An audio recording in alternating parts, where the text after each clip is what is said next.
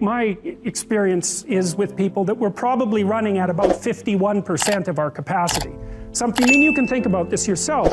I often ask undergraduates how many hours a day you waste or how many hours a week you waste. And the classic answer is something like 4 to 6 hours a day. You know, inefficient studying, watching things on YouTube that not only do you not want to watch, that you don't even care about, that make you feel horrible about watching after you're done. That's probably 4 hours right there. You know, you think, well, that's 25 hours a week, it's 100 hours a month, that's 2.5 full work weeks, it's half a year of work weeks per year. And if your time is worth $20 an hour, which is a radical underestimate, it's probably more like 50 if you think about it in terms of deferred wages.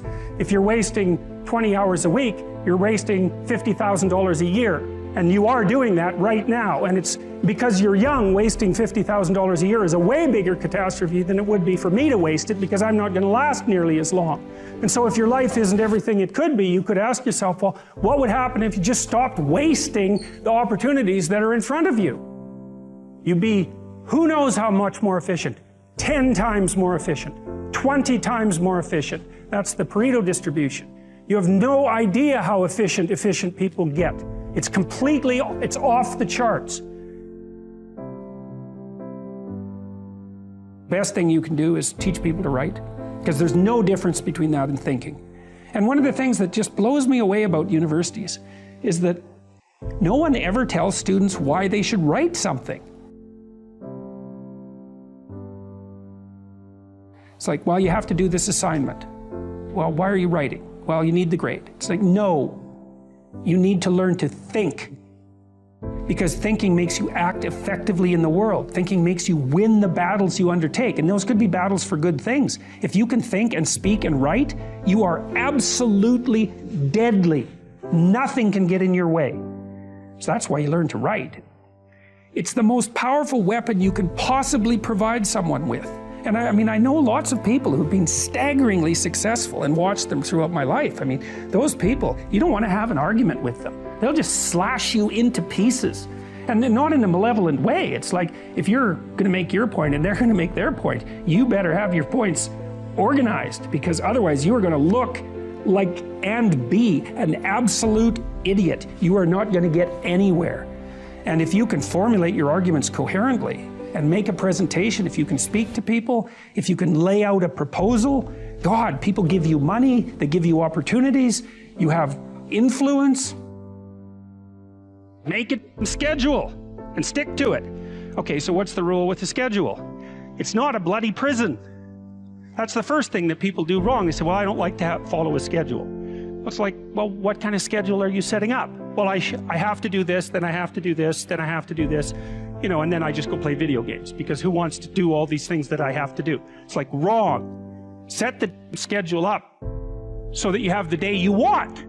That's the trick. It's like, okay, I've got tomorrow. If I was going to set it up so it was the best possible day I could have, practically speaking, what would it look like?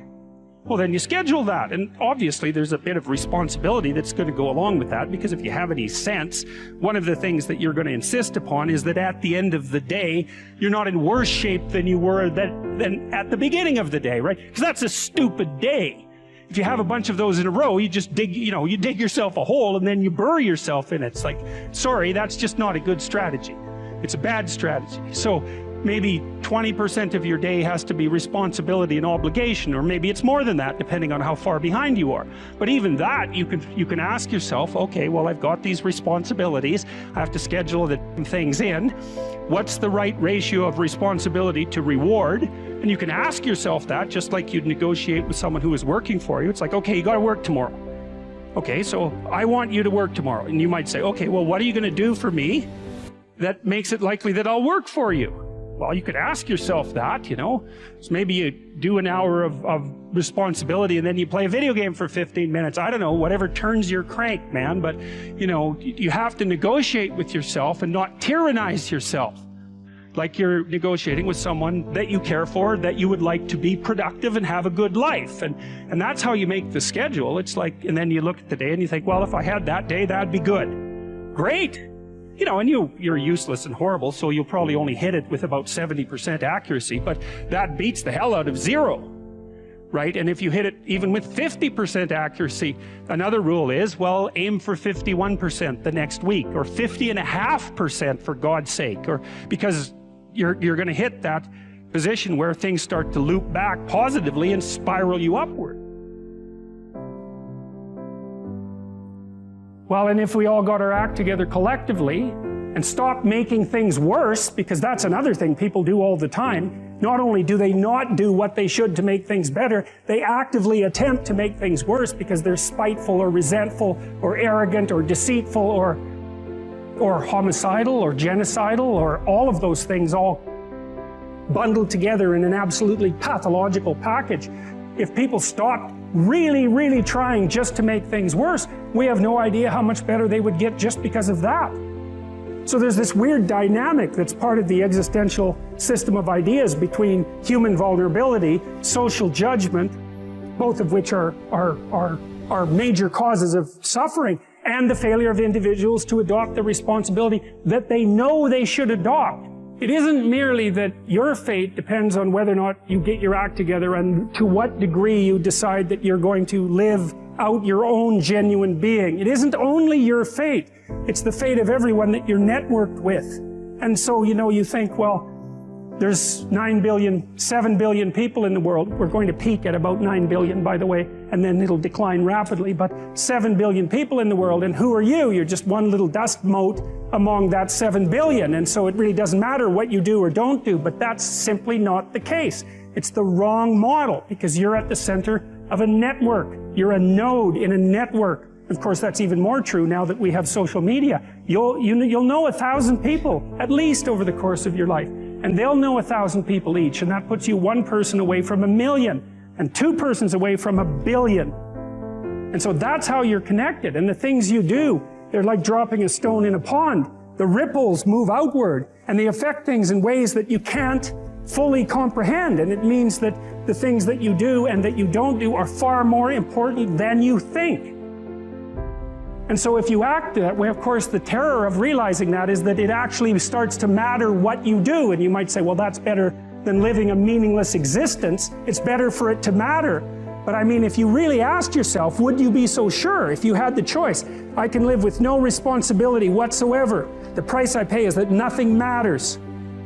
Or I can reverse it and everything matters. But I have to take the responsibility that's associated with that. It's not so obvious to me that people would take the meaningful path. When you say, well, nihilists suffer dreadfully because there's no meaning in their life, and they still suffer. Yeah, but the advantage is they have no responsibility. So that's the payoff, and I actually think that's the motivation. Say, well, I can't help being nihilistic. All my belief systems have collapsed. It's like, yeah, maybe.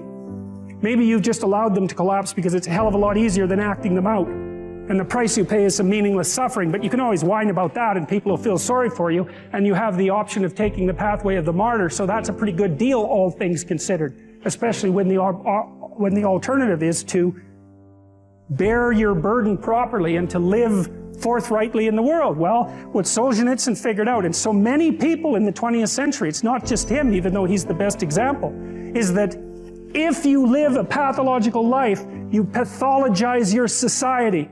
And if enough people do that, then it's hell. No one can live without a routine. You just forget that. If you guys don't have a routine, I would recommend, you get one going, because you cannot be mentally healthy without a routine. You need to pick a time to get up.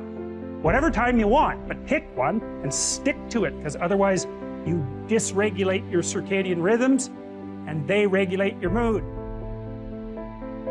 Plan a life you'd like to have. And you do that partly by referring to social norms. The other way you do that is by having a little conversation with yourself about, as if you don't really know who you are, because you know what you're like. You won't do what you're told. You won't do what you tell yourself to do. You must have noticed that. It's like you're a bad employee and a worse boss, and both of those work, for you. You don't know what you want to do, and then when you tell yourself what to do, you don't do it anyways. You should fire yourself and find someone else to be. But my point is that you have to understand that you're not your own servant, so to speak. You're someone that you have to negotiate with, and you're someone that you want to present the opportunity of having a good life to. And that's hard for people because they don't like themselves very much. So, you know, they're always like cracking the whip and then procrastinating, and cracking the whip and then procrastinating. And it's like, God, it's so boring and such a pathetic way of spending your time. I think what you have to do, and this is part of humility, is you have to look around you within your sphere of influence, like the direct sphere of influence, and fix the things that announce themselves as in need of repair. But one of the main reasons that people don't get what they want is because they don't actually figure out what it is. Imagine that you were taking care of yourself like you were someone you actually cared for. And then you thought, okay, I'm caring for this person. I would like things to go as well for them as possible. What would their life have to be like in order for that to be the case? Well, people don't do that. They don't sit down and think, all right, you know, let's figure it out. You've got a life. It's hard, obviously. It's like 3 years from now, you can have what you need. You got to be careful about it. You can't have everything. You can have what would be good for you, but you have to figure out what it is, and then you have to aim at it. Well, my experience with people has been if they figure out what it is that would be good for them, and then they aim at it, then they get it. But a huge part of the reason that people fail is because they don't ever set up the criteria for success. And so, since success is a very narrow line and very unlikely, the probability that you're going to stumble on it randomly is 0. And so there's a proposition here, and the proposition is, if you actually want something, you can have it. Now the question then would be, well, what do you mean by actually want? And the answer is that you reorient your life in every possible way to make the probability that that will occur as certain as possible. And that's a sacrificial idea, right? You have to be deadly serious about it. Exactly what is it that I would aim at? Sit on your bed one day and ask yourself, what remarkably stupid things am I doing on a regular basis to absolutely screw up my life? And if you actually ask that question, but you have to want to know the answer, right? Because that's actually what asking the question means. It doesn't mean just mouthing the words. It means you have to decide that you want to know.